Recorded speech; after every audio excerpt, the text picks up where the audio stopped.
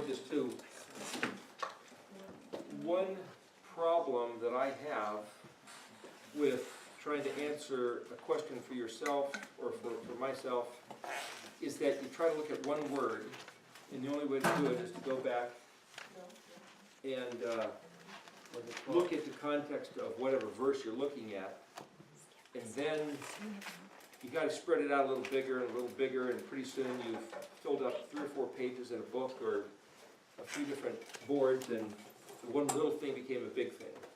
And I don't know how to keep that contained, because that's just the nature of what it is. So there's a couple, half a dozen questions we've got to look at here. So just for what it's worth, Gail asked to look at the word for morning and evening by itself. The first time it shows up is in Genesis 1, verses 4 and 5. So this is 4 and 5. The black is 4 and the green is 5. Then there was a question of looking at the places, the difference between Shabbat, Shabbaton, Mikra, Kodesh, different types of commandments of what we're supposed to do on the festivals, just to get some clarity. So this is Leviticus 23-24 in the blue, and in my own notes, if I'm only looking at part of something, I'll put some dots so I know that it's not the end of it, or that it's not the whole thing. In the Jewish Tanakh, the Stone's edition, at the end of a verse, they'll put a colon, but you have to know the publisher's marks. That's publishing mark. That's not necessarily the way it was written in a handwritten Torah scroll. But just so you know, this here in red is verse 32, and then as a comparison, wanting to look at Numbers 28:4, I think I wrote something about that down here, and then something having to do, no, that's 28:4. That was the word for the daily offering, the continual, and then looking at Daniel 8:12-14, which I didn't put up there yet. So I don't expect you to read that. I'll try to explain what this is. Why I put these 4 here is that this is where the festivals are found. One little problem is that if you look at each of these 4, they each say something a little bit different. The weird thing is, there are people who say, okay, in the scriptures, every word is God-breathed. Other people say, well, he funnels it through the writer. The writer, I was going to say, like channeling. So Moshe was the writer. So if you look at Exodus 20, and you read the 10 Commandments, okay, word for word, that's what his finger wrote on those tables of stone. But then if you look at the same account in Deuteronomy, which is I think Deuteronomy 5, right? Okay. It's a different account. Most of the words the same, but there's a few different. He elaborates about the Sabbath day different, and yet Moses is saying this is what he said. That is a big problem. Why would he do that?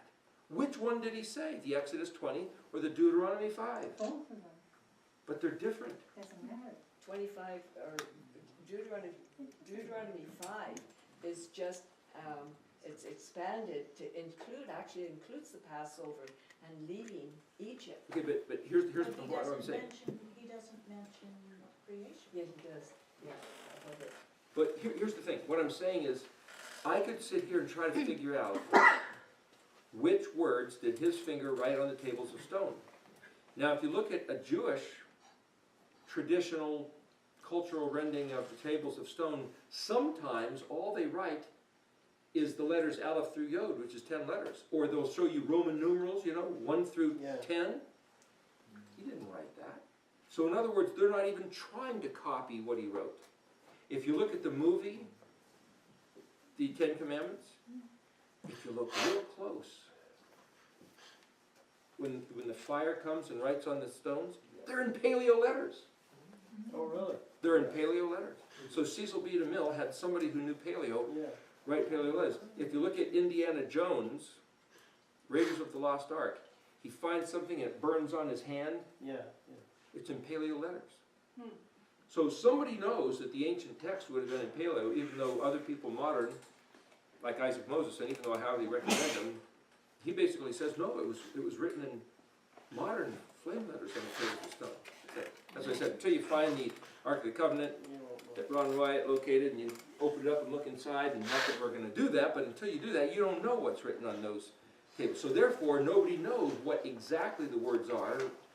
I've heard somebody say that on those tables of stone, it wasn't just 10 letters, or 10 words, or maybe a dozen words, like I mentioned there in Portland at Neva Shalom, the synagogue, he's got these 80-foot tall, it's a building edifice, and it's got the words, but there's more than 10 words, but they don't write the whole sentences. It's kind of cryptic. So, did he write kind of cryptic? And then somebody says, oh no, he wrote like the whole thing from Exodus 20, which is about, I think it's pretty close to about 180 words. And But there- Moses it's- carried that great big hunk of stone down the Well, mountain.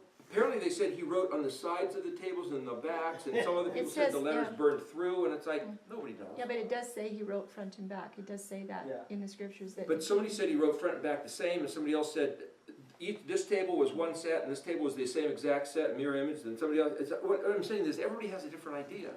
So I can't say, is Deuteronomy 5 the authorized, or is Exodus 20 the authorized? I'll just have in my mind, look, they're both okay, but I don't know which one was actually written on the tables of stone. I don't know which one. I don't know that it matters. But if somebody says, okay, you think it's God breathed, or you think Yahweh himself, actually, then you tell, it's like, gosh, I'm not even going to try to get into that kind of argument, because I don't know. I'm just trying to read what I he said. think we can know, Eric, because it's really, really clear when you read, when you look at the book of the covenant, it's so plain Yeah. that from Exodus 20 up to the end of the book of the covenant, that was the covenant, and Moses went up and got the words, then he told the words, then he wrote the words, and he sealed the book, then he took that back up, and it was got put on stone. So it was the Exodus account. Not Deuteronomy 5. No, Deuteronomy 5 might have been a reminder, okay? Yeah. But it's that is Because he went book of back law, to yeah. according to Joshua. Okay, so when I wrote down all these words, I carved them on a stick. So I chose the Exodus account for thinking that it was something like, well, he said, these are the words that he said, so I'm going to go with that. But what I'm saying is I can't necessarily account for why there's apparent discrepancy. So here's the other side of that. When he goes and he tells us about the festivals, why is all four of these reads slightly different? And so the only way to get a full scope of what are we supposed to do, look at all four and compare them, and make yourself a chart. And say, okay, on this day, what does he say? And on this day, what does he say? And if he calls it a Mikra Kodesh or a Shabbat Shabbaton, here, in verse 24 of Leviticus 23, he says, Shabbaton Zakron, and then he says, Teruah, so this is the day of Yom Teruah, and then he calls it a Mikra Kodesh. So you're saying in one place he calls it a Mikra Kodesh, which is, this is a gathering, and this is translated as holy or set apart, right? So it's Michael Rood called these set apart rehearsals, basically, right? Well, why does he call, where's the word rehearsal? So, again, it's a translation. If it's a Mikra Kodesh, the word, when these Melachim, cherubim, the angels around the throne, they don't say holy, holy, holy. So I've personally stopped singing that song. What they say, the sound as it's been recorded is Kadosh, Kadosh, Kadosh. Yeah. So this word Kadosh, what does that mean? And I know we're trying to talk about Boker and Reb, but the reason I'm telling you this is because this sets up how to find or orient the truth of everything we've been told. The way that I see the letter Kuf, if I took a cup filled with a liquid and poured it out, what would you, if you were going to do a simple graphic image, what would you see? You'd see a round thing, and you'd see a line where the liquid pours out. That's the letter Kuf. It's a circle in a line. It's our letter Q. It's like a binary code of a 1 and a 0. Okay, so if I was going to do a 1 and a 0 and say, well, it's going to be the letter Kuf, I could do a 1 and a 0. or if it's the sun on the horizon, it's still a 1 and a 0. Or I could draw it as a 1 and a 0 and say it's like the eye of a needle. These are all actual paleo letter koofs, by the way, different fonts. But the modern is, well, I usually draw it like this, koof. The modern similar is drawn like this. And there's, I think Tim has on his, like that. And there's one other strange version. Let me see if I have it written up here. Yeah. There's one other that, the figure, why would they do this? What's this guy thinking? You might not, if you didn't know why they do this, you would never recognize this as a koof. Oh gosh, let me see, what is that again?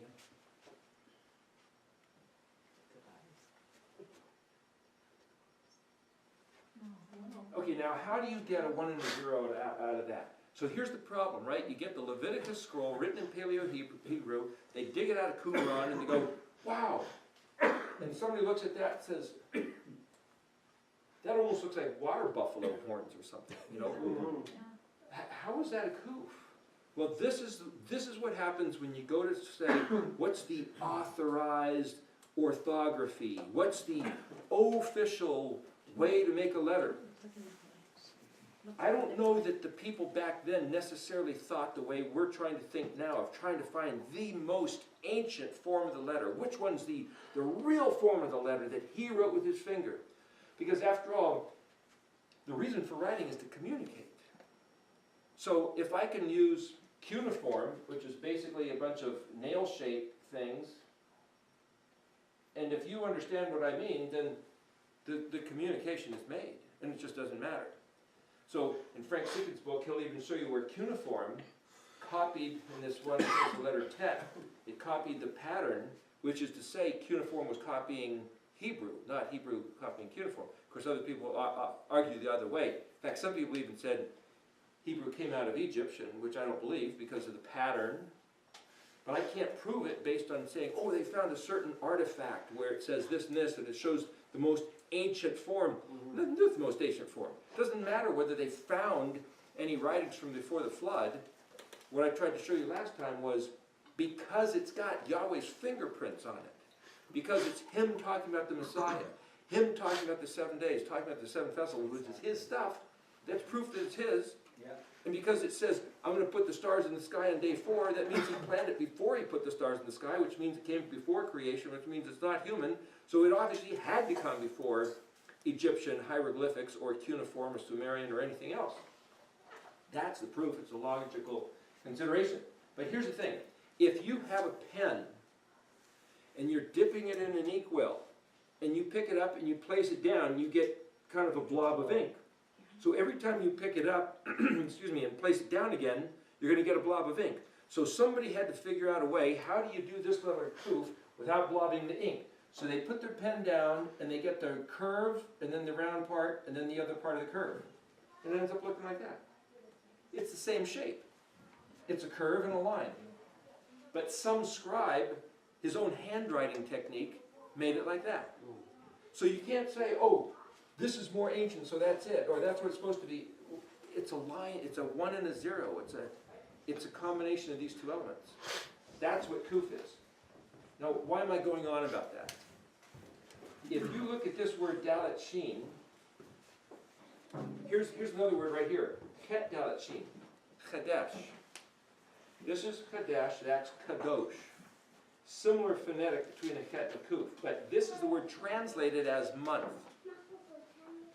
This is the word translated as holy or clean or pure. So, dalet sheen is its own word, dash. It's a lapel.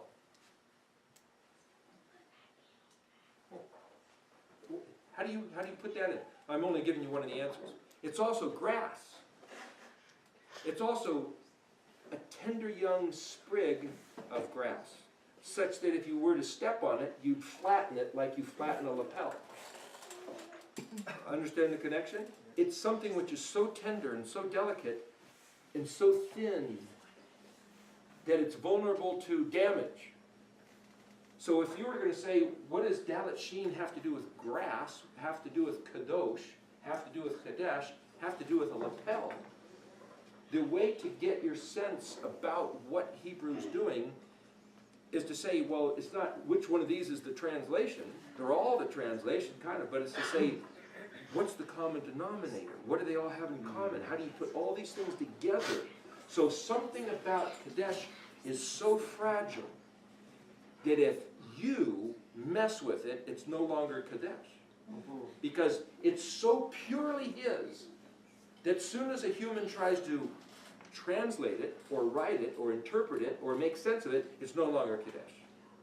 So this vessel that you pour out, when it's poured out of him, it's Kadesh. But as soon as I grab it and put it into my mind or in my mouth, it's no longer Kadesh, or Kadosh. That's why the lips of Daniel, or one of the prophets Isaiah, he has to be touched, his lips, to sanctify him. So now I have put his words in it. Yeah, you understand what I'm saying? Yeah. Because that's why the Jews, the Yahudim, don't want anybody saying his name. Because as long as nobody says his name remains Kadosh. But as soon as we get our filthy human lips on it, we've profaned it, defiled it, polluted it. But see, you can see that in this picture. So the things that are his are Kadosh. Nothing of ours can be Kadosh. So therefore, when we say holy, holy, holy, we've really wrecked it. Because he is actually Kadosh, Kadosh, Kadosh.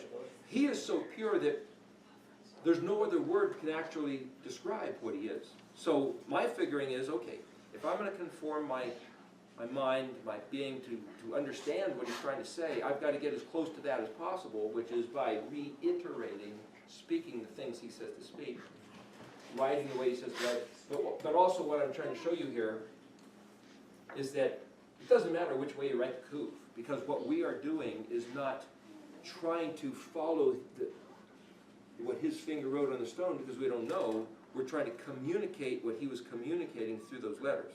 Okay, so that's what all this is about. So when somebody says, well, what's the real shape of the letters?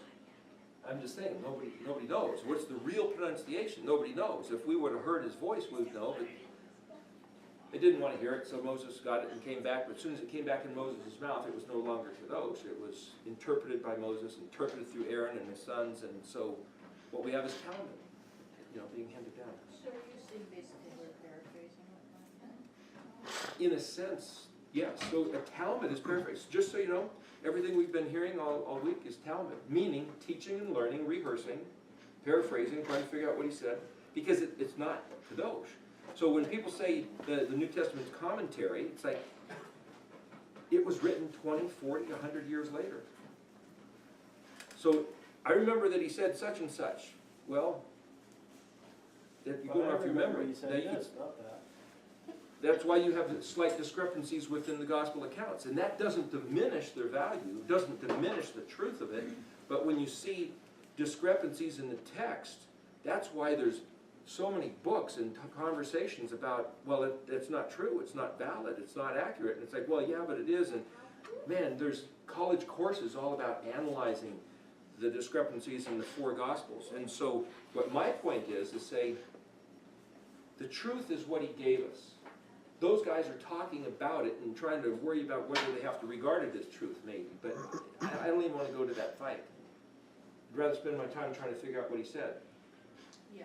Just so you know. So I'm not trying to say this is what it is and that's not what it's not. It's like, you got to pick your battles, right? Because there's not so much time. Okay, so when he says it's a Mikra Kodesh, what we're doing now here is a Mikra Kodesh. Did you rehearse anything? No. So did we not live up to a rehearsal? Well, what is this word Mikra?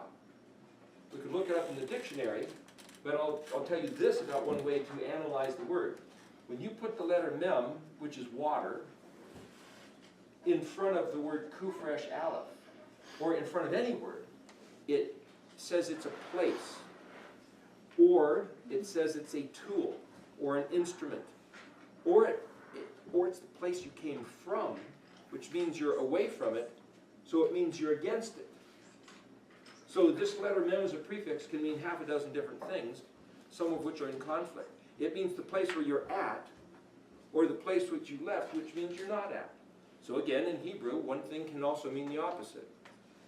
Now maybe, if I was to put a vowel point, which is a line this way or that way, or a dot, or 2 dots, or 3 dots, or maybe it would zero it in. So the Masoretic scribes were not necessarily doing something evil or wrong by putting points. They're trying to steer a line of thinking.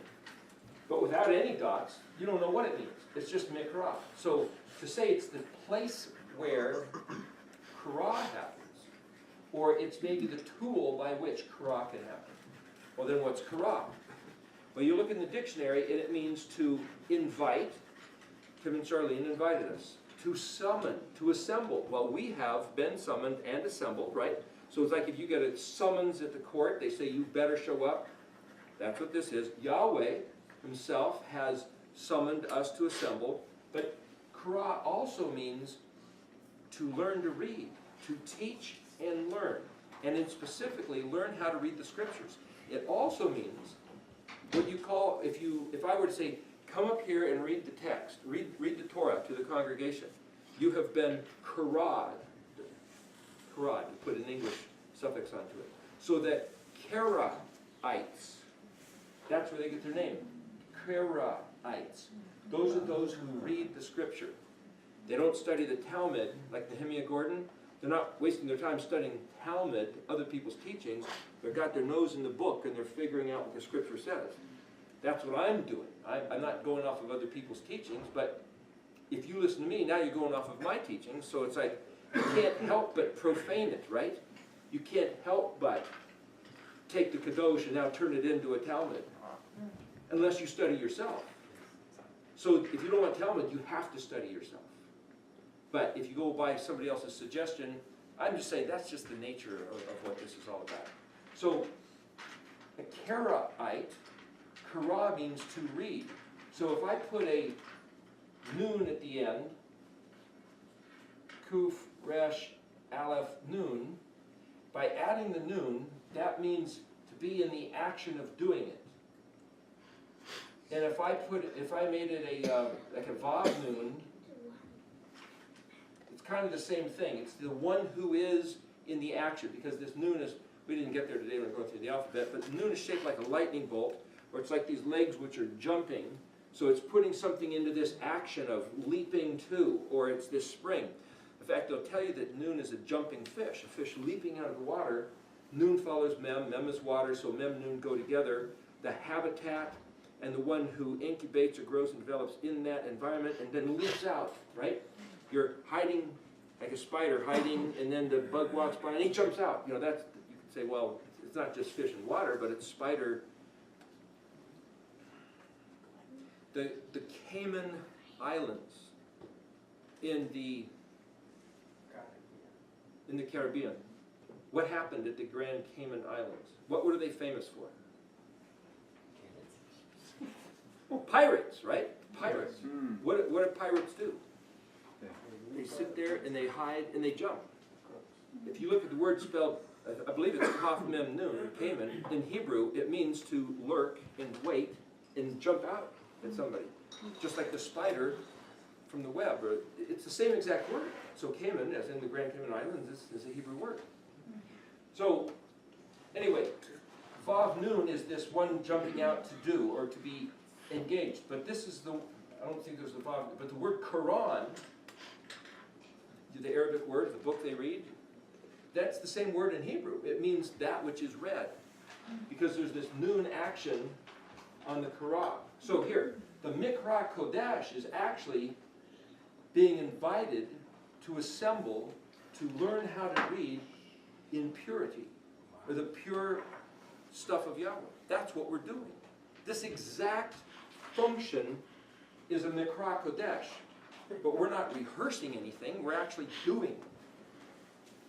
You're participating in a Mikra Kodesh.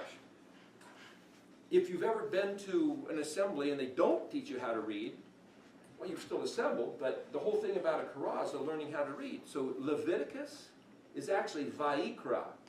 Now the va means and yod as a prefix means he will, or he did, the way it's translated. So it actually means he called. Or the first words in Vayikra 1 says, and he called. So that's why it's called Vayikra. But by changing the name from Vayikra, he called. He didn't just call because kara means to call. It means he called like the trumpet blast to say, okay, let's come back and learn how to read. That's literally what Vayikra means. Like the trumpet blast going out there saying, okay, it's time, let's go. Let's all come how to learn how to read the scripture. They changed that word to Leviticus. Levites. Well, we don't care about no stinking Levites. So the Christian church at large has taken that entire book and trashed it and said, we will not regard that book. They have. I can promise you they have. Now, not all of them. But Christian Bible colleges, some, won't even teach that book. And I've heard other people say, you don't need anything from that book. He called to learn how to read that which is purely his. We don't need that book. Okay. But you have alienated yourself by saying that. We are trying to draw near by saying this. But I'm not throwing anybody out. They've thrown themselves out. Did you say that it's the action of learning to do it too? The word kara, in the Red Dictionary, to teach and to learn, to be invited, and it also means to suddenly happen. Like- Isn't learning Lamed. almost like, okay, is it similar to a rehearsal? You're learning how to do something. Here's the thing, lamed means also teach and learn, and it also means to repeat, and a rehearsal is where you go over it and over it. So yes, it is a rehearsal. If you say, well, we're going to go over it and over it and over it, how many times do you hear the same thing? Well, you do it every year. You do it every year, then it's, but see, if somebody says a rehearsal, you, in English, you think a certain way, but if somebody says, we're going to do this every year, do you call that a rehearsal? What do you call it when you do something every year? Well, it's a shadow of tradition something or- to come, I guess it's preparing. Yeah. It's a preparation. Yeah. Oh, yeah, rehearsal, prepare, sure, we do it to prepare. So what I'm saying is that now you have to take that word and bubble it down into where it fits into. If I walked in your house and said, here's 15 objects that I don't want anymore, and now here, I'm going to burden them with you, but because they came from me, you can't get rid of them. Here's 15 objects. Now you got to go, oh, gosh, do I stick them on my wall? Do I put them on a shelf? Do I put them in the closet? I don't know what happened to them. You know, give them to the neighbor or lose them, but you have to now figure out what to do. So the same thing with all this information. Everybody before they came out here was pretty content. Everything in their life, their mind was pretty organized and settled, and now all of a sudden, Tim and Charlene and me have just dumped this load of stuff. It's like, where do I put this? Where in my mind do I organize it? It's like, I don't know if you have them up here, but there's a company called California Closets, and they came up with this great idea of how to organize closets. Instead of just one closet full, they've got special shelves and racks and hooks and gadgets and places to put everything, so you can totally, they do have that? Yeah. Okay, It's so, the name, but same thing. so basically that's what now you all have to do with all this information. And some of it you might just say, I don't need it, I don't want it, and out the door, or give it to somebody else. But the point is you have to organize it. That's all part of this. It's all about hearing, filtering, factoring, identifying, placing here and there, and how does it fit in with my existing doctrines and understandings, and okay. That's what Mikra Kodesh is. This word teruah is translated as trumpets, but the word teruah could be trumpet or it could be shofar. This is also shout. This is shouting. This is this dynamic noise. So, let me tell you something about Hebrew. Whenever you see a yod, here's a yod between two other letters, bean. Here's a vav between two other letters. Here's a yod between two letters. Yods and vavs are kind of like wild cards. If you're playing cards of any kind, and you're trying to get a certain suit in your order of cards, and you don't have it, you can pick up what they call a wild card, you just plug it in. It doesn't change what you're doing, but it supplements what you don't have, okay? So, teruah, if I was to take out this vav and it's just tav resh ayin, it's the same word. You add a yod, or if I take this out and add a vav, or you add a yod, look in the dictionary. Every once in a while, it'll give you a different aspect slightly, but it's pretty much the same word. We'll get into this when we talk about the name of Yeshua or Moshiach, because there's a yod stuck in or a vav stuck in, but it doesn't change the root of it, which is shinayin. Just saying. When you go to use the dictionary then, you don't just look up the word spelled just like this. You have to figure this is a suffix, that's a prefix, this has a wild card in it.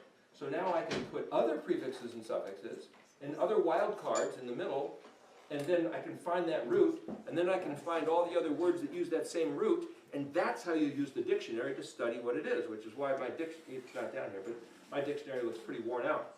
Cover's fallen off, pages are slipped loose, but that's how you study if you really want to learn the language. So, why did I go on about that? If I say that the Quran, or if you add a Vav Nun, let me explore one other word, because I'm trying to answer what Shabbaton means. Because Gail asked about the Vav Nun. So even though it sounds like I'm going astray with all these other words, I'm trying to show you, by bringing it around, what do the letters do to words, okay? And then specifically the Vav Nun. For example, if you want to study Shabbaton, Zakaron, the root word is Shabbat, and the Vav Nun is the suffix. And Zakar is the root word, and Vav Nun is the suffix. So, let me show you another word just to give you an example. Zion is Zadi, Yod, Vav, Nun. Now, why am I showing you Zion instead of looking at this? Because I'm going to analyze the spelling of this word, and then, because this has got the Vav Nun suffix, I'm going to take something I can learn from this word and apply it to these words. But this is just my method of what I do. If I'm assuming this is a suffix, then this is the root word. But Yod itself can be a suffix, which basically means my. So that makes Zadi standing alone as the root word. Now there's a certain list of letters which are prefixes, and Zadi's not one of them. So Zadi isn't a prefix letter, but that means it kind of stands on its own. So I can go to the dictionary, and I open up, and I find that the word spelled Zadi Vav is a word which means precept. And then I look for a place in particular, like I believe it's in Isaiah, where it says, okay, the way to teach these people is line upon line, precept upon precept. Interestingly enough, just like this is a simple little two-letter word, and Vav and Yod, remember they're like wild cards, so Vav at the end typically means either his, its, or perhaps theirs, but it doesn't change the thing. It's like, if you're talking about a shoe, it's either his shoe, or its shoe, or her shoe, but the subject is still the shoe. So you can add a Yod or a Vav behind it, and it doesn't change what's going on with the Zadi. But if I put other letters and spell other words, then the Zadi changes completely. You might say it could be another subject. But the point is, the word spelled line is actually just kuf Vav. Why? Because a kuf is a line and a circle. How do you make a circle? You start with a point, you take a radius line, and you draw it all around, like what Tim's been doing, showing us here. This is actually the letter kuf. You start, you pull a radius, and you draw the circle. So the line you use by which to draw a circle is the word line. But what does he mean? This is the way I'm going to teach the people. I'm just trying to show you the way the language works here. Not that it's about the letter kuf, but I was just throwing it in. The point is, what's a precept? Zadi Vav. Well, you look in the dictionary, and it also means a command. And Zadi Yod has something to do with a ship. Okay, so now we're just getting elements of a picture. What has a ship got to do with command? Well, legally, the captain of a ship is the king, is the ultimate authority. And his command is the law, period. On a ship, you don't say, hey, can I take this to court? Can I go ask the president or the prime minister? No, on the ship, the captain is the king, period. He can say and do anything he wants. And when he gives an order or a precept, That's it, that's the ultimate law. So if Zadi Vav basically is a precept, then Zadi Yod means my scepter. Like Zadi is this scepter, or this is my utterance, or my proclamation. What's Zadi Yod Vav Nun? Well, that's the word Zion, like Mount Zion. So I was talking to somebody the other day and explaining this, that Eddie Chumney came to Portland once a few years ago, and he gave like a dozen different meanings of the word Zion. There's Mount Zion, the city of Zion, the New Jerusalem being Zion, Zion being the throne of Elohim, Zion being the people. Then there's the Zionists who want to take over the world. And what is Zion really? If Vav Nun is putting into action what the verb is talking about, then Zion could be read as one who does Yahweh's command as if his scepter was the ultimate authority. And the word Zadi means righteous, or righteousness, Zadikah. So therefore, you could say Yahweh's scepter of righteousness is the authority that when he gives a command, you do it. So Zion is those doing his commands. Okay, so then what's Shabbaton? Doing the Shabbat.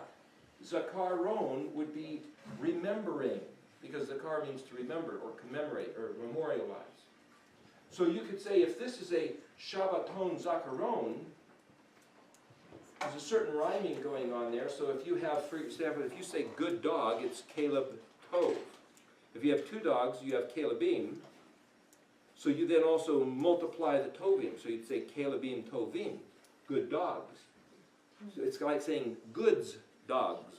But again, that's just some grammatical syntax of the way Hebrew works. So you could look at this and say, because this one's with a Vav Nun ending, that has to be a Vav Nun ending maybe. So there might be a little bit of that going on. But what I'm saying is this is the act of remembering. So the Shabbat is not just resting. Resting meaning stop doing any work. Stop doing any work so that you can rest. Shouting about learning how to read the pure thing. That's what's going on in Yom Teruah. So it's not just going out and blowing trumpets, but there's something about getting together and regarding his words. So for me to make a big deal about learning Hebrew, it's because I keep finding verses like this all through it. If you just say, well, Kara means to call. It's learning how to read his words, his pure words, and proclaiming or yelling and shouting about remembering what he really said. Now, I talked to Brenda the other day and said, look, there's another way to read this.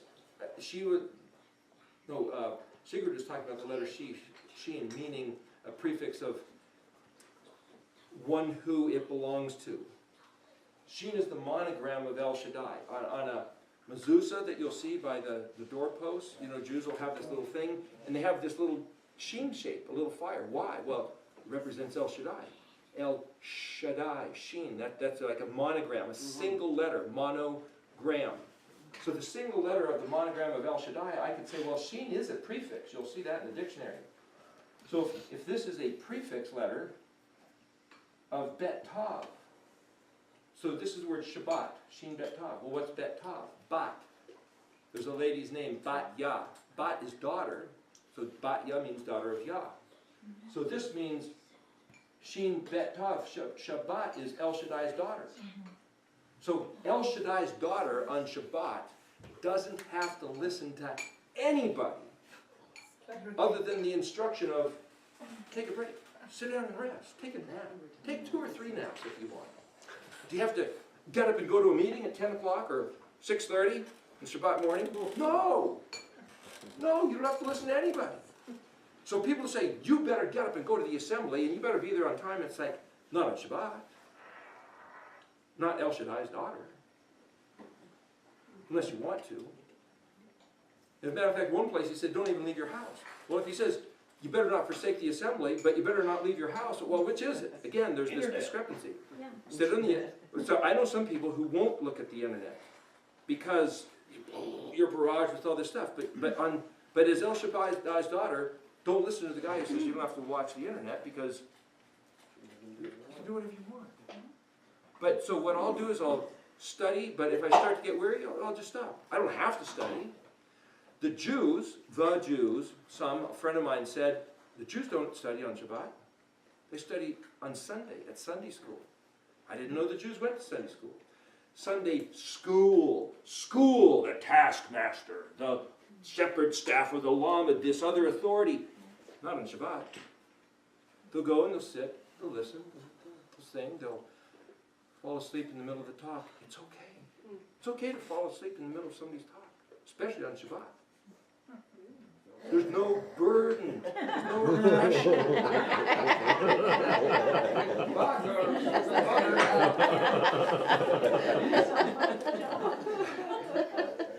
Sorry. That's good. Years ago when I was a kid, we went to Plymouth Rock, and they had this little church with the wooden benches. And they had these long meetings. Like, these crazy guys would sit up there and talk for hours, giving sermons. I don't know who would do such a thing. One guy's job had a long stick with a feather on the end. And if the guy was sleeping, he'd go over there and tickle his nose. So this is an inherited problem that we've got. So anyway, what I'm saying is that if El Shaddai's daughter on Shabbat, sit and rest. The letter, let me show you another little picture.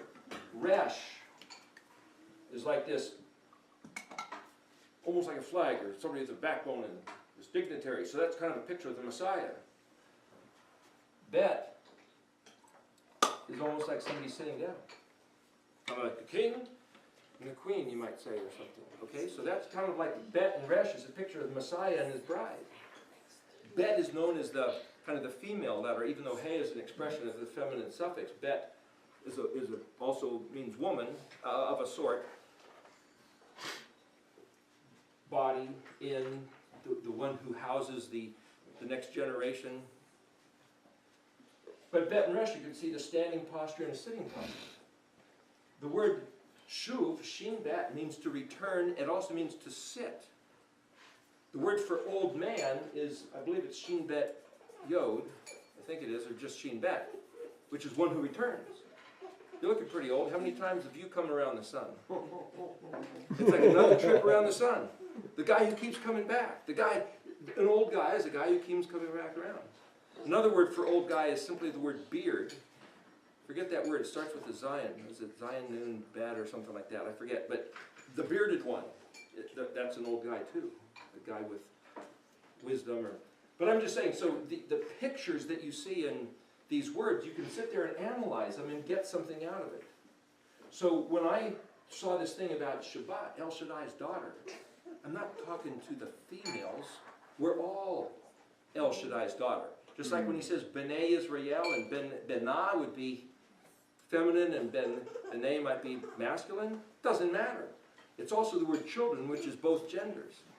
So in Hebrew, you got to sit there and figure it out. And if somebody says, women can't wear zitziot, it's like, well, it says B'nai Israel, children of Israel. Doesn't that include the women? Now, some congregations will say, you better not wear those. And it's like, then if you want to be part of that congregation and they don't want you wearing them, then don't wear them if you want to be part of that congregation. But to go there and be in their face and a thorn in their flesh, it's like, okay, if you want to pick that fight, that's up to you. But maybe find somebody that doesn't care or that encourages it. You know, I've made some for my wife. It's like, I don't care. He says to make these zitziot so you remember. So you remember his words. So you wear it, you make it, you wear it. And the way you tie the knots or the colors, it's up to you. It's just have a blue thread, and you'll look at the blue thread, and you'll remember to keep the instructions so you get the blessing instead of the curse. It's pretty simple. You don't have to make a big whoop-de-doo. It's sacred, this or... You can make as much or as little of it, really, as you want to. You just do what he said. Anyway, why am I saying that? Because the word remember is zakar. The word, you make the zitziot with the blue thread to remember, so you sit and remember and yelling and shouting. And if you say, well, do you have to blow a trumpet on that day? You could go out and hit your car horn a few times. Okay, that was the day of remembering, of blowing, or if you don't have you could roll up a piece of paper, and or if you have a piece of PVC pipe. And we were one time at the beach, and there was this probably a 10-foot long piece of seaweed that was hollow, and you could break off the end and blow it as a shofar. It sounded pretty cool. It was this really resonant sound. Didn't we do that with Eric? Remember that? He's just remembering. We did that, remember, at the beach? That's right. Yeah, by Oregon, you cut off a piece and began to blow in it. That's right. Cool. The Oregon coast. Wow. My first shofar was a PVC. Yeah? Well, see, he didn't say it better be of this certain kudu animal or a ram. It's like shouting, making noise. Be enthusiastic. That day, remember by the reading of the words. Okay, so anyway, what I'm saying is about Shabbaton Zakaron or Shabbat Shabbaton. There's this other place, where'd we, here. Shabbat Shabbaton. Gail asked specifically why we're doing this. What is a Shabbat Shabbaton? In resting, you rest. In other words, you really rest. You really take it. You don't just take it lightheartedly. It's okay. Now here's another thing. This is verse 32. So here this is a Shabbat Shabbaton. This basically means he or it. Unto you all. Kaf at the end, as I said before, means you. Kaf mem is you all. So if it's a tav mem or a kaf mem or a hey mem, it's plural. Mem is a multiple. M, multiple. Like them. And here's an interesting word. Ayin nun yod tav mem. Aleph tav nefesh tav yod kaf mem. So kaf mem means you all. Tav yod, you don't know this, but I'm telling you that that's like, if somebody says ishus, that's a suffix talking about the nature of it, right? Nature of the word in English. So tav yod, that's what it does, but this is the basic word. It took me a while to figure all this stuff out, but I'm trying to cut to the chase. This word nefesh is your soul, or your spirit, or your mind, or your animation. All these words are in the dictionary. Some people might say, well, this is soul and that's spirit, and there's a difference. In the Greek way of thinking, you got body, soul, spirit. Okay, what's the difference? And I've heard over the years analysis of breaking all these things down. But in Hebrew, guess what? The guy put the same definition for the same word, for nesham as well as nefesh, as well as almost chai. Because it's not so delineated in Hebrew. It's the fact that you are a living, sentient being with your personal life. What's that? Became a living soul. That concept of the living soul is this nefesh. Yeah. So each individual who becomes, who's gifted with this occasion to be a living soul with a certain autonomy, that's the nefesh. And what you do with it, who you yield yourself to, those teachings that you burden your mind and organize your closet with, that's up to you. And you might have the same words and organize your closet differently than the next guy. But that's up to you. So how you hear, how you think, what you hold on to, what you cast off, that's all because of your nefesh. Okay, so what he says is, do something. Okay, Shabbat Shabbaton. This day is a Shabbat Shabbaton. In resting, a full rest. You're going to really rest. It is for you all. Look at this word in a moment. Aleph Tav, now that points of this action to this noun. So the noun is your personal nefesh now here is, this is the word for, I believe, 9th of the month. This gets into another subject of Yom Kippur. When do you do what? And the reason I wrote this here is that Bet Arev, Mem Arev, Ein Dalet Arev, 9th, your Shabbat, your Shabbat. We'll have to discuss this later. I don't want to get lost in that. But I'm mentioning the fact you want to know where there's a difference between the Rev and Boker, and Tim was talking about, when do you do whatever, when does the day start, what do you do on Yom Kippur? It's all talking about the evening here. So that's another analysis. But why I wrote this here, besides this, is that we can't argue or discuss English. We've got to go back to the word itself, and I have to figure out This means until, that's the ayin dalet, right? A measure of time, even though we're not in tav is time, ayin dalet is a measure of time. But anyway, there's the word blending, and with a mem, here's the word blending with a bet.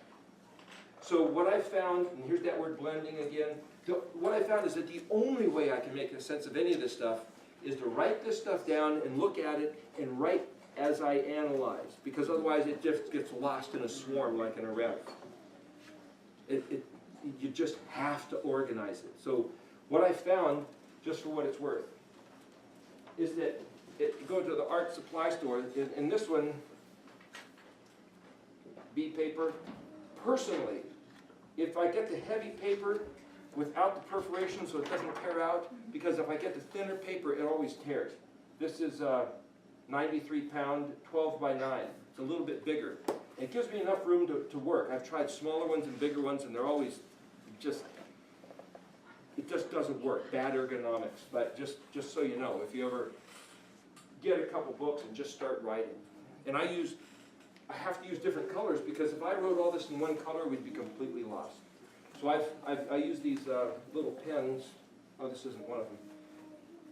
Oh well. Anyway, there's a certain company that I found that I like the best. But they make actually a dozen different colors. And by having a dozen different colors, I don't have any rhyme or reason to what I write in the books. But and again, they're just studies. It's not to necessarily show anybody.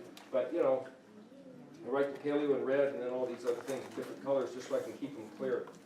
And some of them get really full. Are they the micron? Microns, that's the one, yes. Yeah. So I found those to be the best. Sometimes they bleed, but they're color fast. They don't run with water, and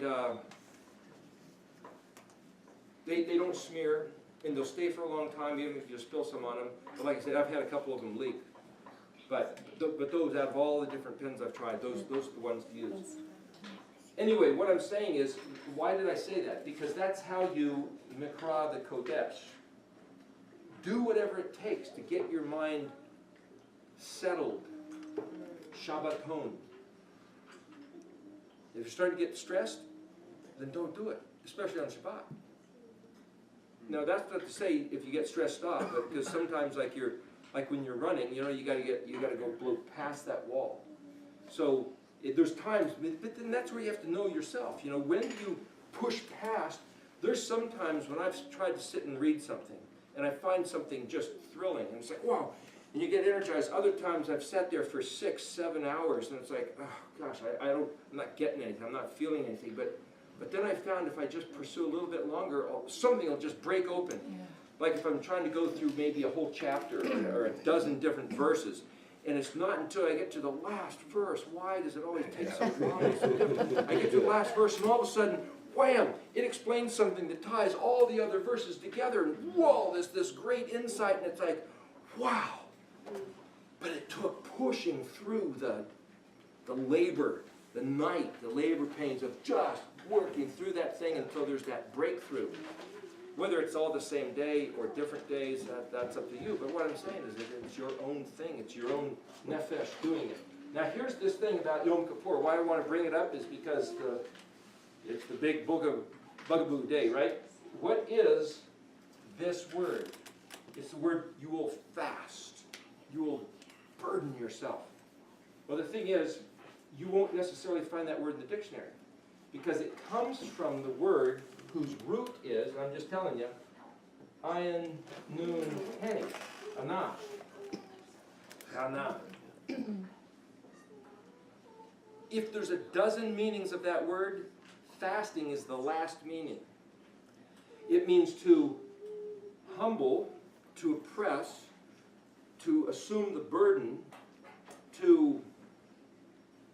it means to answer or reply or respond. If somebody writes you a letter and you answer an email, that's that same word.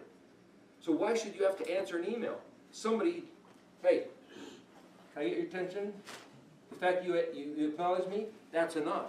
I distracted her from what she's doing, and she's now looking at me, so I just put a monkey on your back, as it were. That's enough. You're now suddenly pulled away from what you were going to do to respond. That's the word. That's what he's telling you to do on Yom Kippur. It also means to sing. Should you teach yourself a song to sing? Sure. Should you listen to secret singing? Sure. Should you listen to You have no other choice. Would it be okay to turn on the internet and listen to some singing? I wouldn't say no. Somebody else might say no. Oh, especially on Yom Kippur, don't turn on the internet.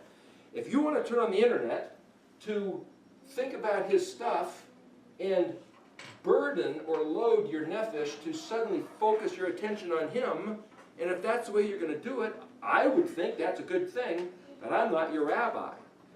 And so maybe somebody's rabbi would say no, or maybe somebody else would say, would you turn off that stupid internet? The electronic buzz just bugs me. I know some other people that study the physics of electromagnetic energies, and they say, listen, turn off your Wi-Fi. And if you say, I want to go for a complete rest, a Shabbat Shabbaton, it probably would be better to turn off your Wi-Fi, especially on Shabbat. But I'm not saying that you have to, especially if you want to study, or that's the only day in your life that you can hear the music, or that you can study someone's teaching, or that you want to just sit and ponder without, turn off your phone. You don't have to talk to everybody who calls. You don't have to go mow the lawn. You don't have to go rake the leaves. There's one place on my property, a couple acres, it's on a bit of a hill. There's one place that I found years ago that I can't see anything on the property. Because everywhere I go, there's some things I need to do. I can turn any direction. There's always, I can go anywhere, inside or out. But there's this one place that kind of looks over the neighbor's yard, where there's some trees, so I don't have to do anything. So I put a little swing there, call it the mood swing, right? So whenever I want to get into a mood swing, I can go sit in that and just not look at anything I need to do. That's Shabbat Shabbaton. Don't even think about somebody burdening you with another voice. So the people say, well, I have to go to work. Okay, if you think you have to go to work, that's between you and him. But he's saying, when you go to work, somebody else is holding the shepherd's staff and telling you, jump and how high and when. And on Shabbat, he's saying, it's like if you have a dog and he's constantly on the leash and you're jerking it and telling him, on the heel. On Shabbat, it's like, take the leash off. Now, you might still have to stick him in a fenced yard, but just take the leash off. Let him experience, gee, I want to sniff this for a while. You know, I want to go dig a hole over here. Because that's what he's doing with us. Shabbat is taking the leash off of any other voice. Okay, so Shabbat Shabbaton is not only no leash, but no fence. Okay, so there's this other word, which is in Numbers 29:7, and it says, all of your Mem Lamed Aleph Kaf Hey do not do. Don't do it. Okay, that's for this particular festival in Numbers 29:7. So it's also the same words used, but now this is a little bit deeper elaboration. So you have to say, what is a Mem Lamed Aleph Kaf Hey?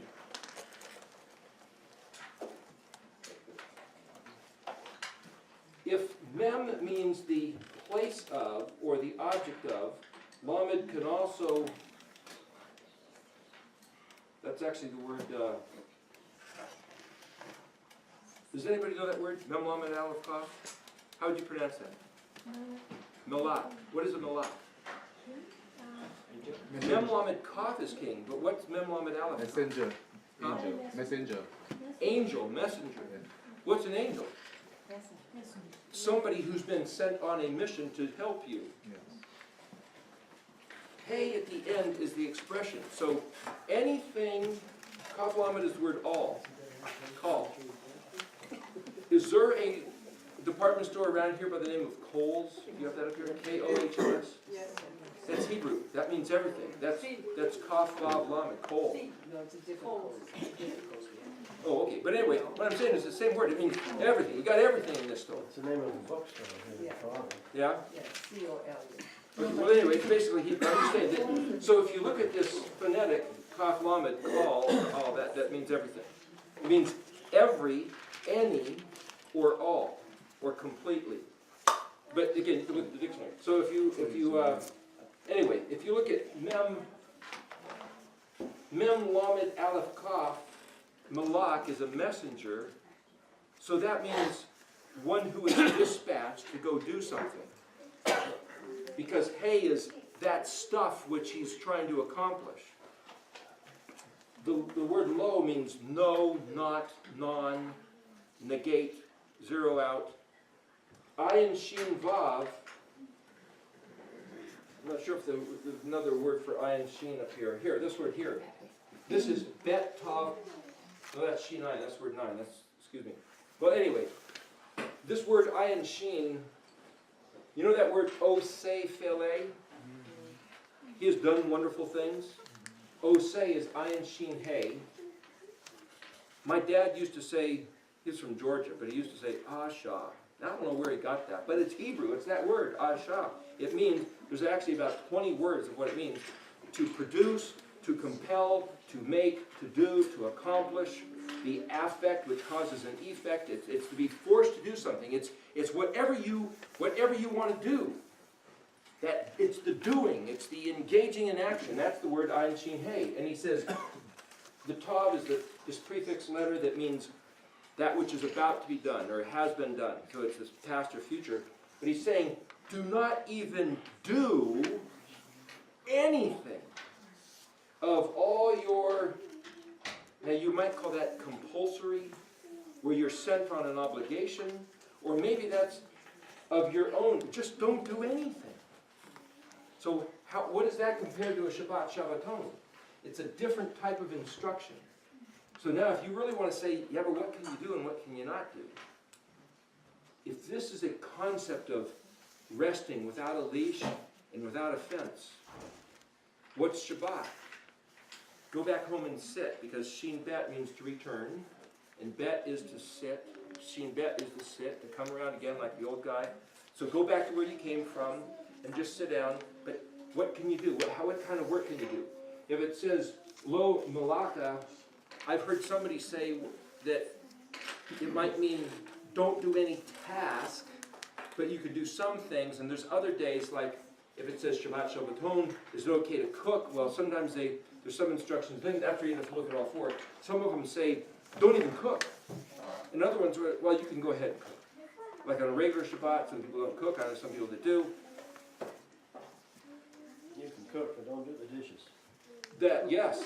Well, I know some people that, like my wife, won't cook at all. But I know some people that won't even turn on a light switch. And other people, I mean, I'd turn on a coffee pot. The point is, we can discuss that later. I'm just trying to show you that what's right and what's wrong. Are you Shabbating? Are you Shabbat Shabbatoning? Are you doing Asha Melaka? So if you, again, get the book, write these things down, organize them, and read them. I mean, I can tell you some things, but I'm trying to show you how to study here. I'm not trying to answer your question as much as showing you how to find the answer to the question, right? Now, let's go back to what you were asking about Reverend Boker, okay? Because that was like the main thing you were asking. Here, Genesis 1:4. Vayira. Now this is Yod Resh Aleph. If you look up in the dictionary, you'll see that this word means honor or fear or respect and reverence. But Yod is a prefix meaning he will. So I'm telling you ahead of time that the verb root is Resh Aleph Hey, but there's no Hey. But in this, Yod doesn't mean he will, it means he did. So for every rule, there's the breaking of the rule, and it took me a long time to get over it. It's going to be very frustrating. I'm just letting you know ahead of time. You just got to take a breath and kind of navigate through until you can get the feel for how the language works. So this is translated that he saw. So even though there's no tav, beginning or end, to indicate past tense, all the translators just translate this is that he saw. But if you look at Resh Aleph Hey, it means to perceive or understand or to put on exhibition or allow to be seen. how do you plug that in there? There might be another way to read this verse, and that's where that plugs in. But for now, I'll just go on because we're trying to talk about Boker and Rem. He saw Elohim, Aleph Tav, the or, the light, Ki, that it was, Tov, good. Ki also means a bunch of other stuff, so I'm just giving you the simple translation, but it gets way more complicated than I'm showing you, just so you know.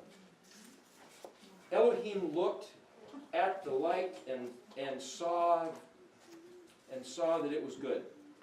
Va'ivdal, that's the word separated, Elohim. See, the verb is before the noun of the one who's doing it. So Elohim separated. Now here's an interesting phrase. Most Bibles won't say this. They'll say between the light and darkness. But what it actually says in Hebrew is between the light and between the hosak, the darkness. Between the light and between the darkness. Why is it expressed that way? There must be something going on in Hebrew. Again, I can't take the time to really dig into that because we're trying to keep things on the surface, but I want to show you something about this word Ivdal. Okay? Now, I'm going to erase this. Is that okay to erase this side? No. Well, they've got it on. Okay, go ahead. Sorry, we got to keep things moving here because otherwise we'll completely run out. I just want to show you how to break down Ivdal.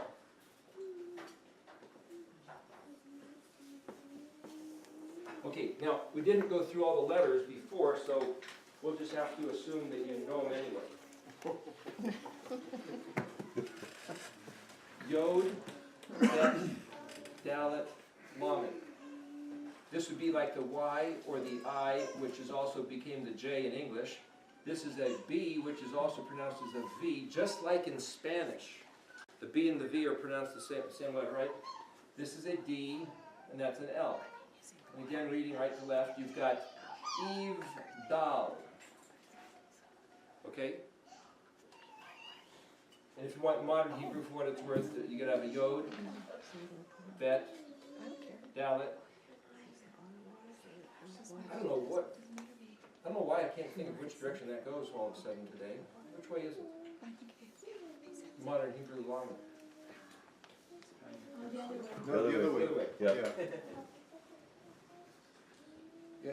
And sometimes they put that little thing on. Okay. Ivdal, Yod Bet Dalet Lamed. And they say it just means separate. Yod is a hand, and Kaf being the open hand, Yod is the grabbing hand.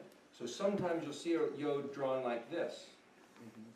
That kind of looks like the front end of a bulldozer or an excavator bucket. The excavator with the thumb.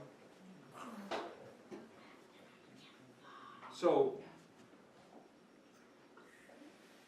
I think this is another way they draw it, one of the versions. Think of it as the thumb and the fingers. It's grabbing. It grabs a tool and it works. This, remember the letter bet, we said it is used as a prefix, means on, or with, or in, or among, or through, or against. It's kind of like a positional. And Dalet is a door, and Lamed is a shepherd's staff, which speaks of authority. Okay, what handhold is on the door that commands the authority of the door, which is to say whether it's open or not? What is that? Can't hear you, what? A knob. A doorknob. So I could look at this whole thing here and say this is describing a doorknob. You see that? However, there's one other thing it can mean.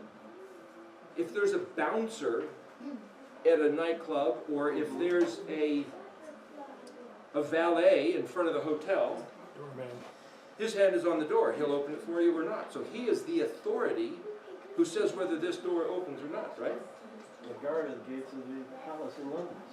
There you go, the Buckingham Guards. Yeah. Okay, so you could say this is the doorknob, or you could say this is the Buckingham Guards, or the bouncer. Okay, so he saw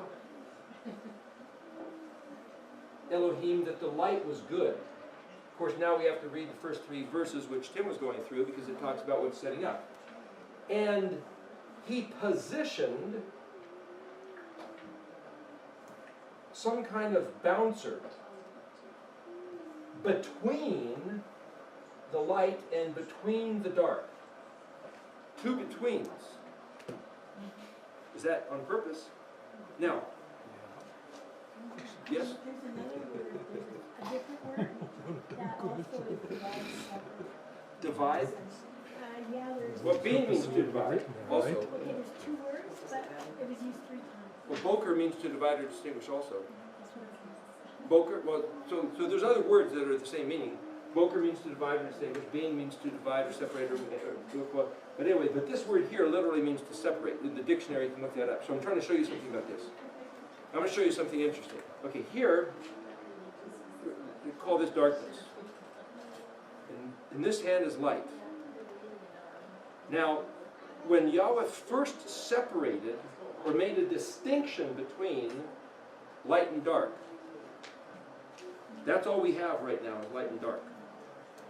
Now he's going to interface them. Right here in my hands, we've got 2 mechanisms. You know what a finger joint is? Yeah. How would you describe a finger joint in carpentry? What's the purpose of a finger joint? Join two pieces together. What's Make a them butt one. joint? To unify. Unifying the End on pieces. end. A butt joint is end on end. What's the advantage or the difference between a finger Interlock. joint? Huh? They're interlocked. They're interlocked. There's also more surface area. Yeah. So if you're going to put glue on a finger joint, now, if this is such a big deal, how light combines with darkness and whether it opens at a Rev and Boker, why did he make it easy, like something that we could put right in our hands? Why wouldn't he do that? So I'm twiddling my thumbs, you notice that? It's right here in front of me, you notice that? If you lock your fingers together with a whole bunch of glue, that's going to be a pretty strong joint that you can't tear apart. But a butt joint, just snap it right apart. Because your thumbs don't really, they can't mesh, which is why you... So here you have an arev, a blending. And here you have a bokering. So where do you suppose you'd boker the day versus a reving the day and night? Poker in the morning, you can open it. At night, It's blended together. So here's another picture. Tim mentioned the belt buckle. I'll show you a third one. There's the fingers, there's the belt buckle, and there's a door. If you take a door and attach it to the wall, where is it attached to the wall? What mechanism? Huh? hinges. Hinges. What are hinges? Hinges are a type of finger joint with a pin through them. But that's only one side of holding a door to the wall. What goes on at the other side? Latch. A latch, which is a strike bolt.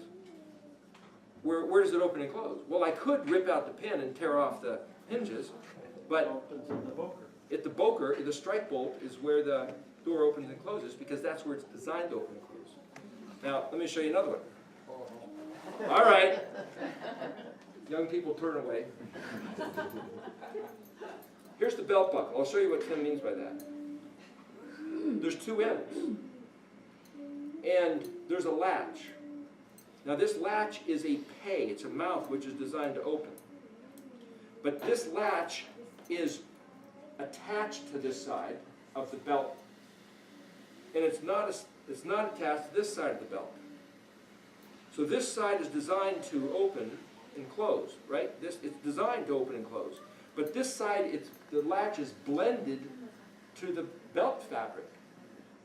So because this side is blended to the belt fabric, it's a rev. Because this side is designed to open and close, it's bokered. So where do you see? There's this end. If I can point to something, that's a hay. If I can point to this other hand, that's a hay.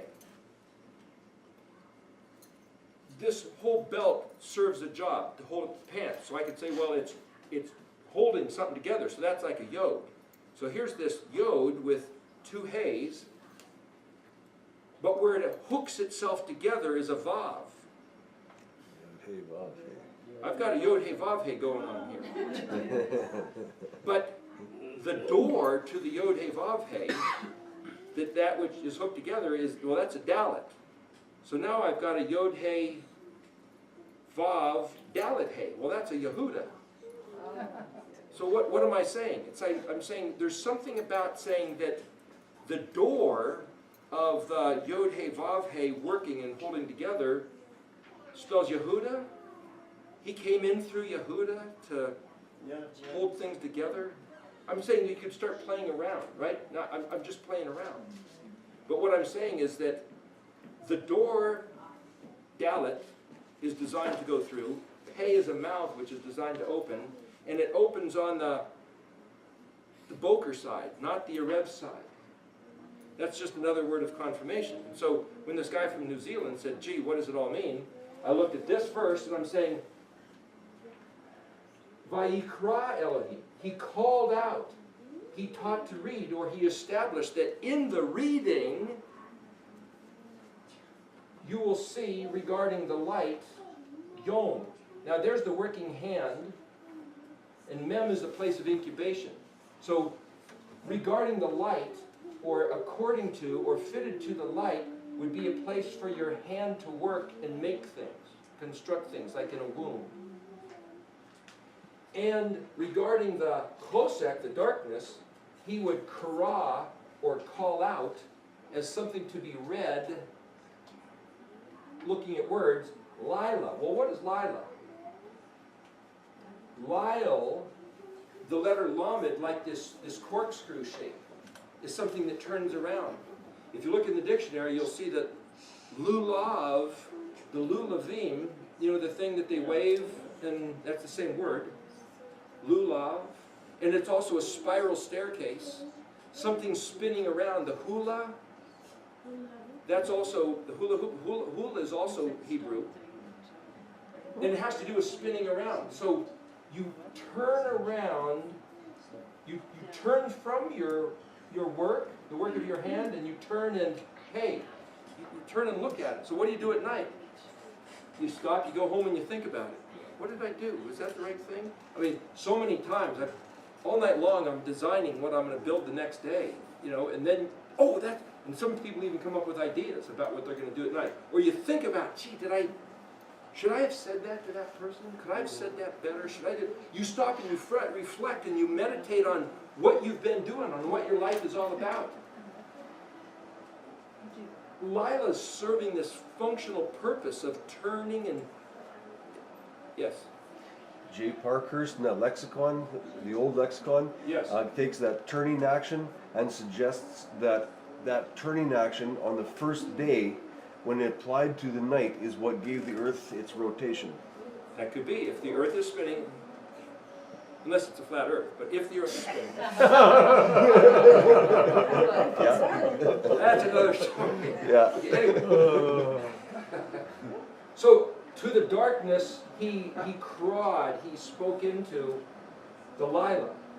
And there came to be, Yahi, Erev, and Yahi, Boker, there came to be Boker, Yom Achad. Well, this word Achad means unified or connected. So what he did is he said, he separated between the light and the dark, called it day and night, and then he engaged two gatekeepers, two types of door handles. One's an Erev and one's a Boker. One's a hint and one's a strike bolt. One's a blending and one's a breaking. And the word for Boker, the plowing animal, is the Aleph. And the Aleph is number one, the first letter.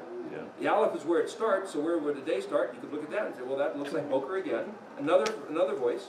Wow. But then also, when you see the ground and you have this plow that digs in, and behind it erupts the earth, what happens at the Boker? The daylight erupts. But Boker also means to search, to investigate, to inquire, to examine. And what happens is we start looking into these letters. The language erupts with understanding.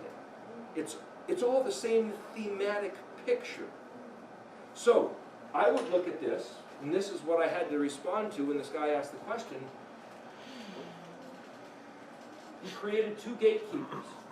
Hands on the door with authority. This one says it's blended, this one says it breaks open. And he's engaging these two opposites.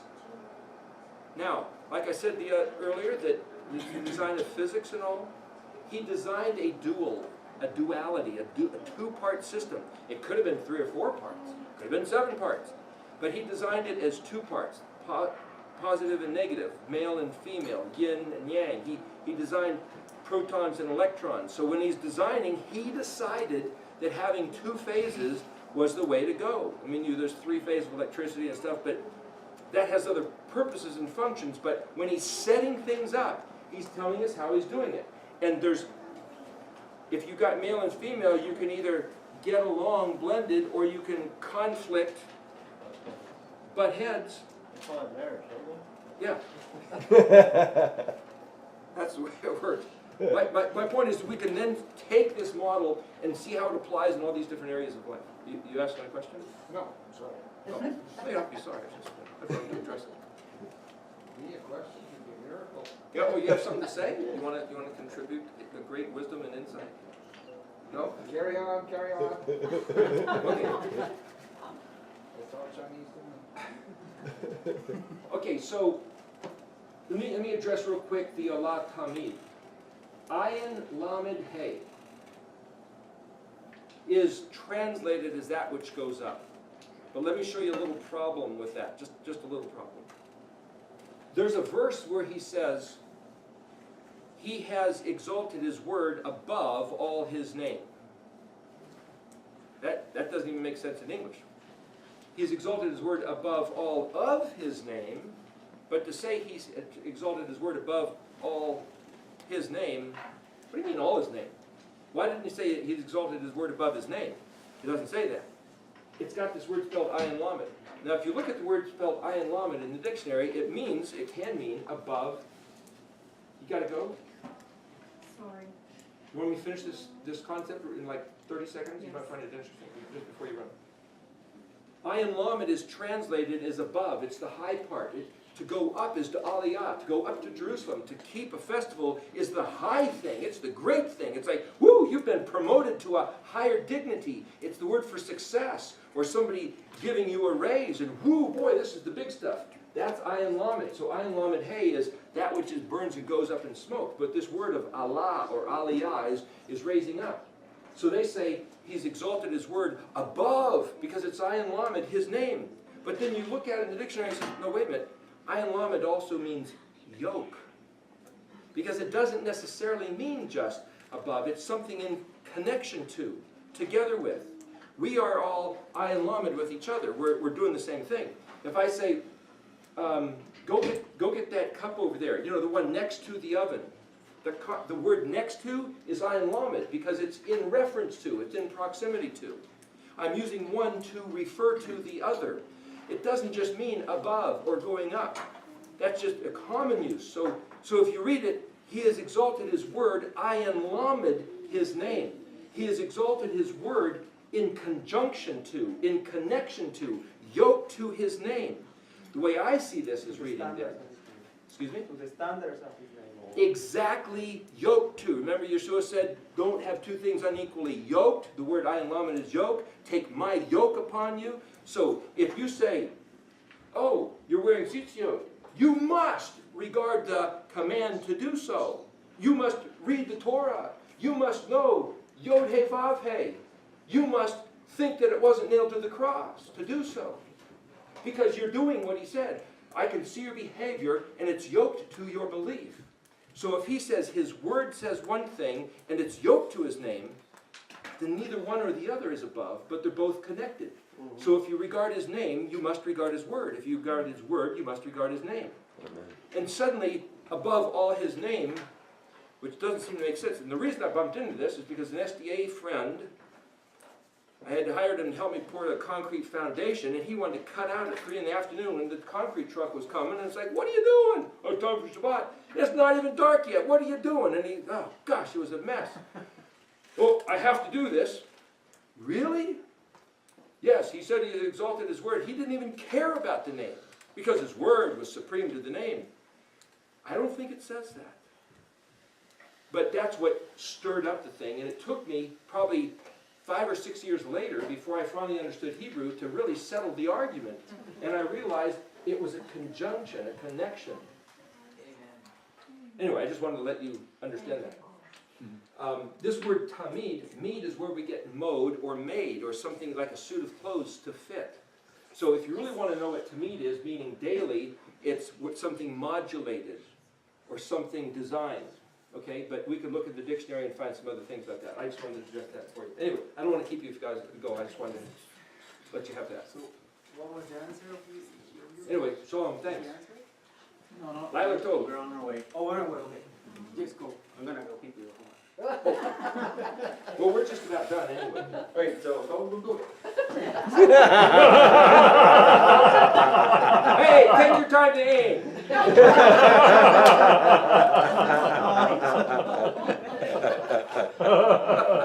My dad said use a tree. It needs the water. Anyway, does anybody have any questions or comments, or did it address your concerns, or?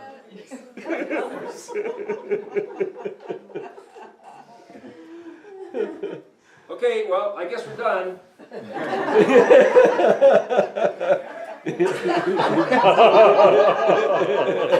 No pressure.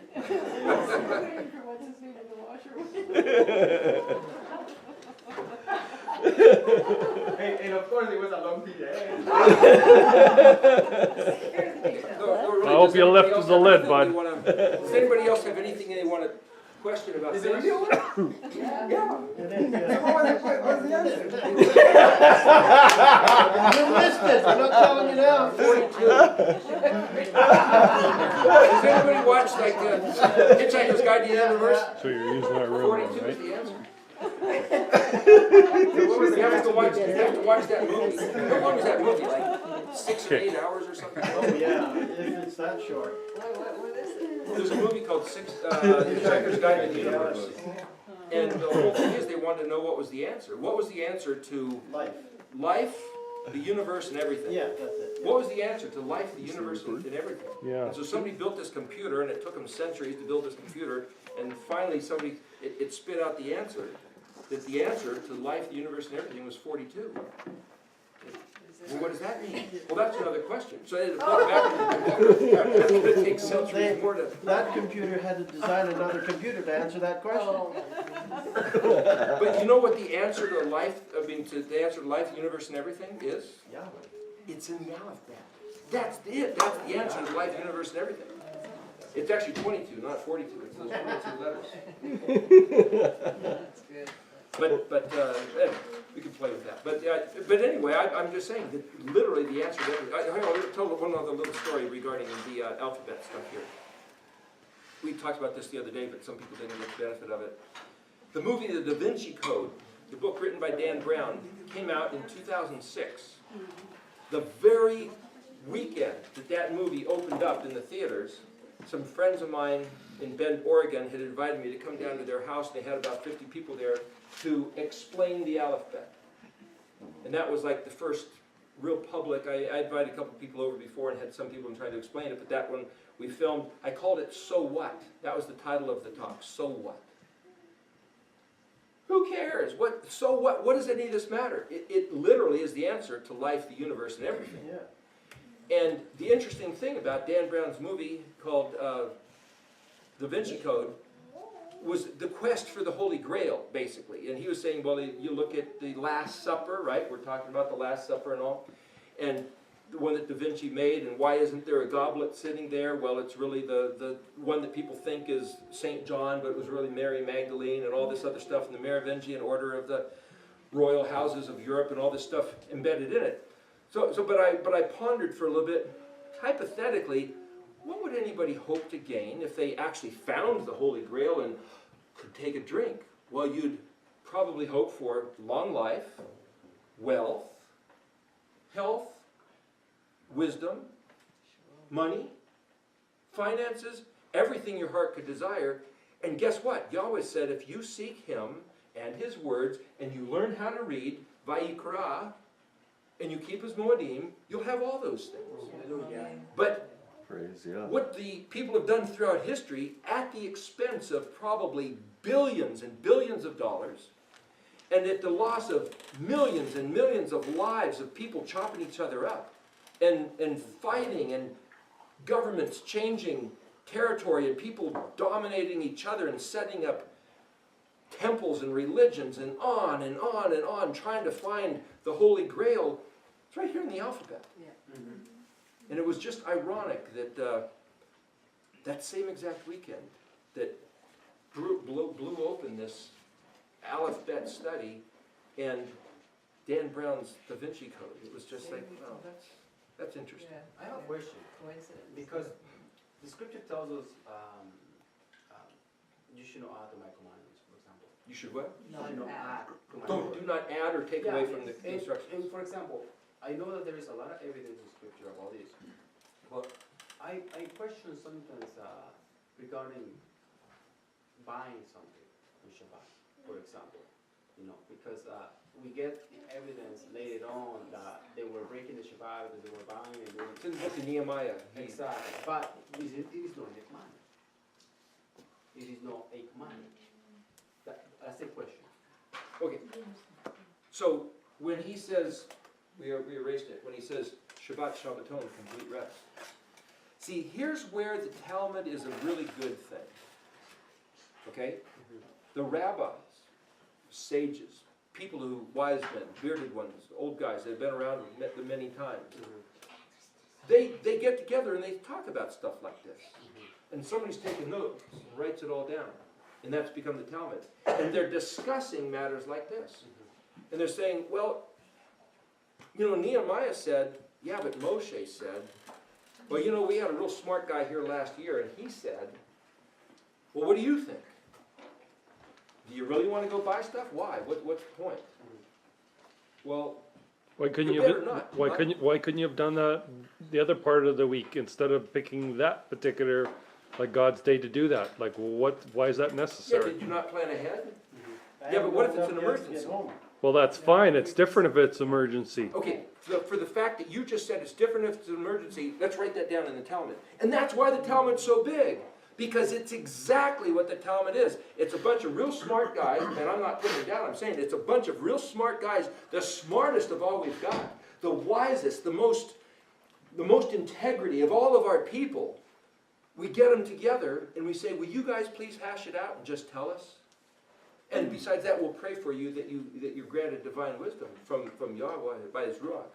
That's what the Talmud is. And I would not knock the Talmud for that reason. Now, I've never read it per se at all. I've heard people who have, and there's some funny business going on, but that's because they apparently also push the envelope in terms of like, gosh, does the day really start in the evening? Or maybe it's the morning? I mean, do we really need to tackle those kind of subjects? So they push the envelope of all possibilities. Maybe it should start at midnight, and some people think maybe it starts at noon, because that's the zenith. And after all, you can't see the zenith at midnight. Well, we have clocks with mechanical apparatus, so the Romans put there. All these things have to come in consideration, and so the Talmud is the ponderings, the meditatings, and he tells us to do that.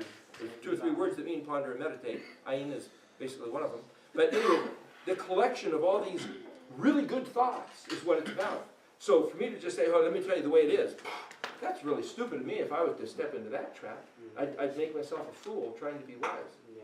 So what I'm saying is that the consideration of all these things becomes the lamed, the teachings and the learnings and the considerations. And remember, there's 12 tribes, 12 stones, each with their own peculiar beauty and luster and dynamic flavor, you might say.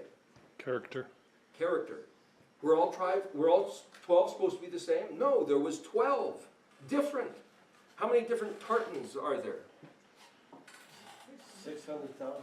600,000. Each one of them is a particular family with particular traits and particular family customs. My family has 4 different ones. Imagine when you put one stand of each tribe in one unit like this. Wow. We might finally get it right. Yeah. Exactly. In other words, what is there 12 points of view? Why is there 22 letters? Why not just one? I'm just saying that he has invented the variegation of variety. Variable, the VAR, it's all those same words in English, right? There's a reason for that. So if Brother Yehuda and his clan want to do things a certain way, I'm not going to put them down. They're entitled to come up with that. The problem is when they say, you guys all better do it. Now, if Brother Yehuda wants to make sacred, make kadosh, Erev Shabbat, Friday night, great, wonderful, it's beautiful. I've been to some people's houses and it's like, I love doing that with them. They're not even Yehuda. But I'm saying there's nothing wrong with them choosing to have that as a family tradition, as a culture of their people. But does that mean that it's Torah, mandate, legal, you don't do it and you get stoned to death, like this other fellow said? I don't believe that. Therefore, I'm not going to teach that and I'm not going to promote that, because I don't think that's true and I don't think that's right. And I think for that man who said anybody who doesn't sanctify a Rev Shabbat Friday night ought to be excommunicated and stoned to death, better be pretty careful, because it says in the Torah, measure for measure, what you have in your heart. If you seek, if you intend, if you really purpose to do evil, which is un-Torah, unrighteous, against another man, then it ought to be done to you, eye for eye, tooth for tooth. That's the Torah. So if he thinks that somebody who thinks that the day starts at Boker ought to be excommunicated and killed, he just signed his own death sentence. Now, if it was Torah and he said that, that's different. But if it's not Torah and he says that, he just signed his own death warrant. This stuff is very serious stuff. Oh, it is, yeah. And if there's 12 tribes and there's 12 customs, and then within each family there could be 4 different customs, and on and on and on, what I'm saying is that, Yahweh has left it wide open for us to have fun doing his stuff, pleasantly, not the burden. There's another verse I found, I can't think of it where it is offhand, but the translation that I saw might have even been in Psalm 119, I can't recall. But anyway, he said, I did not give you Shabbat as a hobbled horse. It's not to cripple you. That's not why Shabbat was made. It was to give you freedom. But it's been turned into this other thing. And I could say that about all his customs. It wasn't to hobble us. It was to give us life. And that's why is what I ask questions, because if you don't ask questions, you don't get answers. Okay, and those are the burdens that I have in my questions, because if you have that burden, you're not really resting, because you don't have the answer of those questions. You have a burden. It's only when it's like you're talking things. I mean, I could sit with you a month and just listen to you to get the understanding from the words itself. Because I know it is not you, I know it is what is working for you, and I can see it's truth, because the words are speaking so freely, and no matter where you go, they just come back to the same thing, okay? So, but we've been given a lot of tradition and a lot of ideology, and I think when you start to understand the way you start to open it, it sets you free. It's not like, oh, you have to fast and you gotta, it's like, that's not what it's saying right there. It's something completely different, and that's just 2 lines of scripture. I can imagine understanding everything, the freedom and the understanding unpolluted. It will give you actually a different vision of who he really is, because through the doctrine and through the dogmas that these people have pushed forward, we are afraid of him, because if you don't do this, you don't, but if you actually understood this correctly, I think you have a different image, more like a very gentle father who wants the best for you, But it's important for us to ask the questions. Like I could spend hours just asking you questions and waiting for something to Sure you can. Just for the record real fast, this word, that it does mean fast. It can mean fast, but there's another word which specifically means fast, which he could have used if his main thing was that he wanted us to not eat anything. And he didn't use that word. Yeah. And Like I said, this is the word which is to grab somebody's attention and demand of them. So the best thing you could do on Yom Kippur is give them your attention. Yeah. Amen. Hallelujah. Amen. Thank you so much, my brother. Did anybody else want to say anything, or ask anything, or comment, or? You can rest now. So? Okay, well, Joel.